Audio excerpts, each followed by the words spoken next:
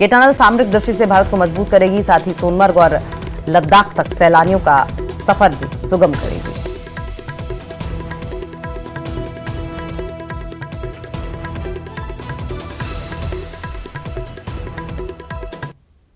कश्मीर को मिलेगी बड़ी सौगात। पीएम मोदी का सोनमर्ग दौरा, जेड मोड टनल का करेंगे उद्घाटन। सामरिक और पर्यटन के अहम टनल।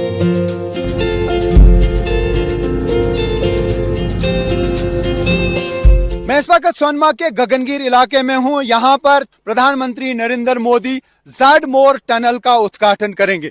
मैं आपको दिखाने की कोशिश करूंगा। ये पूरा एरिया है जेड मोड टनल का और आप देख सकते हैं किस तरीके से पहाड़ों को चीरकर ये टनल बनाई गई है। ये 6.5 किलोमीटर लंबी टनल है और ये बहुत ही इंपॉर्टेंट टनल है, स्ट्रेटेजिक पॉइंट ऑफ व्यू से भी, टूरिज्म पॉइंट ऑफ व्यू से भी, और श्री अमरनाथ जी यात्रा जो चलती है उसके हवाले से भी इसका काफी महत्व है।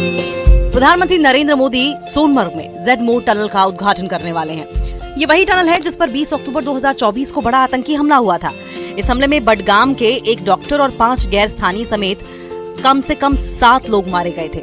इस टनल का उद्घाटन करके पीएम मोदी आतंकियों को मैसेज देंगे कि ये नया भारत है, ये डर के साये में नहीं जीता। ये टनल सामरिक दृष्टि से अहम होने के साथ साथ पर्यटन की दृष्टि से भी बेहद खास है और बर्फबारी की वजह से 4 महीने के लिए कटा रहने वाला सोनमर्ग अब टनल की वजह से 12 महीने संपर्क में रहेगा। पीएम मोदी ने सोनमर्ग के अपने दौरे को लेकर सोशल मीडिया प्लेटफॉर्म एक्स पर लिखा कि मैं सुरंग के उद्घाटन के लिए जम्मू कश्मीर के सोनमर्ग की अपनी यात्रा का बेसब्री से इंतजार कर रहा हूँ। आपने पर्यटन और स्थानीय अर्थव्यवस्था के लिए फायदों के बारे में सही बताया है।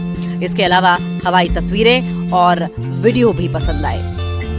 पीएम मोदी ने ये ट्वीट मुख्यमंत्री उमर अब्दुल्ला के ट्वीट पर दी गई जानकारी पर किया। मुख्यमंत्री उमर अब्दुल्ला ने सोशल मीडिया प्लेटफॉर्म एक्स पर लिखा कि पीएम मोदी के दौरे की तैयारियों का जायजा लेने के लिए सोनमर्ग का दौरा किया।